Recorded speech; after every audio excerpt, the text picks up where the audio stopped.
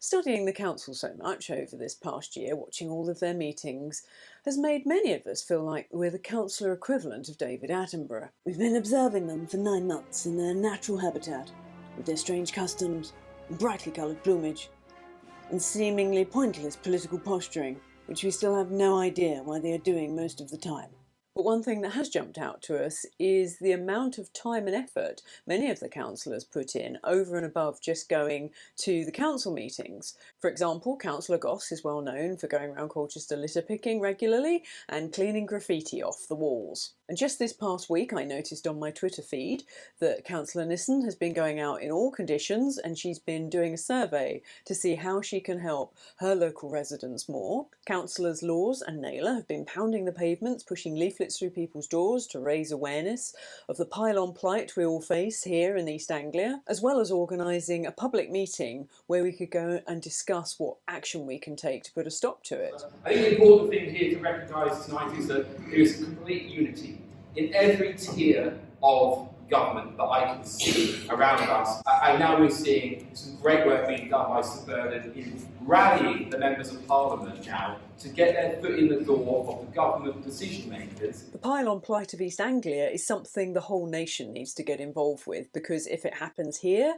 it could happen where you are, because once that infrastructure is in place, there's quite a high likelihood that they will connect it through to other places. And once that precedence has been set, then it's going to be much harder to stop than it is currently. And the cost of this ill-conceived scheme is going to push everyone's electricity bills up, because the on-land option is going to cost £2 billion more than the offshore option. So why are they doing it on land? Well, because it's easier to build and they shouldn't have any issues getting it through planning. After all, they seem to think that nobody cares about ugly Essex, Suffolk and Norfolk, so they shouldn't get much resistance. Huh. And besides, they can just lump the extra cost onto everyone's electricity bills. Ultimately, it's us that will be paying for it, not them. Currently, each wind farm has to have its own link to come ashore, which causes a lot of seabed disruption and on-land disruption. And as Pylon's East Anglia organiser Rosie Pearson explained in her presentation, how much better and cheaper the offshore option is. It's an offshore grid, and what you do, you connect the wind farms into offshore islands. That's been done in Norway already and in Belgium already. You have what's called an offshore plug. They call it a plug. It's out on a platform in the North Sea, and you can connect 4 wind farms into it, consolidate the power on that platform, and take it via one cable, either direct to the shore or to a kind of ring main that we've drawn on the map. The power in this region, the power that's been generated in the North Sea, is not really needed in this region. We only use about 8% of it. It's all going down to London. So, as feisty as we are in this neck of the woods, we need your help.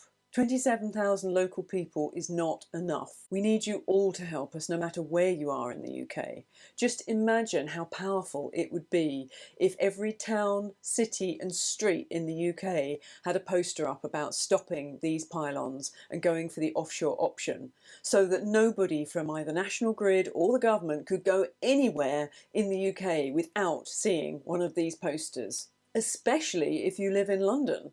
After all, do you really want to be receiving such exorbitantly priced electricity that is so destructive to the environment and other people's lives? We must all unite and stand together whenever we see wrongdoing, and this is definitely wrong. It's madness to keep going with this fundamentally flawed scheme when there are so much better options available. The point is about this Pylon's proposal is it's not being measured against better alternatives.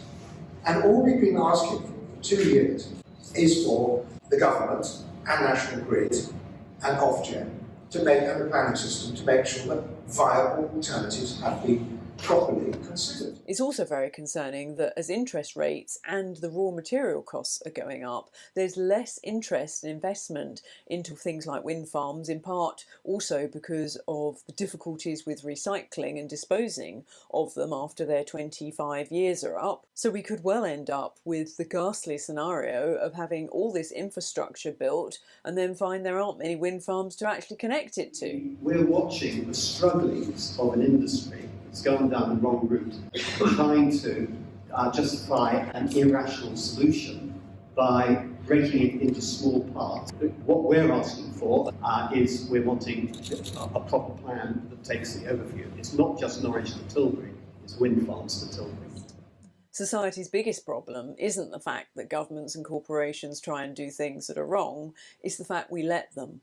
It's the collective apathy that allows all this. So we must stand together and put a stop to it. When enough people say no, these things stop. And I hold my hand up to this. I've never been someone up until this year that's complained or campaigned about anything. Might have signed the odd petition, but that's it.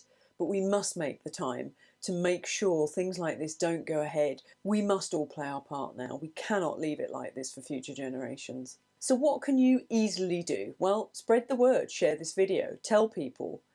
Go to the Pylons of East Anglia website, print off a flyer, put it in your window, get the awareness going. And if you're able to, also send them some money. No matter how small, every bit helps. They have an excellent barrister on their team, but excellent barristers do cost money. Even though this one is working at a concession, he still needs his time paid for to fight this battle effectively. So please support Rosie and her wonderful team who've been working tirelessly on this for over 2 years.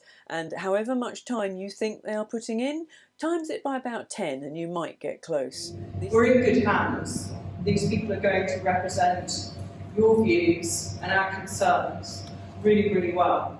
And I second that. Having gone to school with Rosie, I know firsthand we couldn't be in better hands. If anyone can stop this, it is her and her team. So please support her in any way that you can.